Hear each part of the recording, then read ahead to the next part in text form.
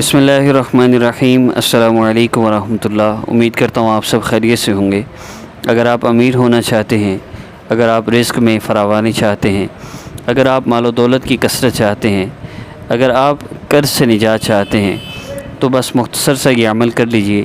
ذی الحج کے 10 دنوں میں آپ نے صرف اتنا عمل کرنا ہے کہ آپ نے 2 رکعت نفل حاجت کی نیت سے پڑھنے ہیں۔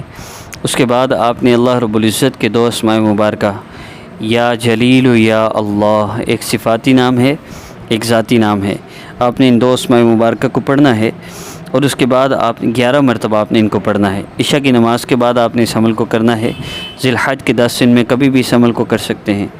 عشاء کی نماز کے بعد جب آپ اس عمل کو کر لیں تو پھر آپ نے اللہ رب العزت سے دعا کرنی ہے۔ دعا کا طریقہ کیا ہے؟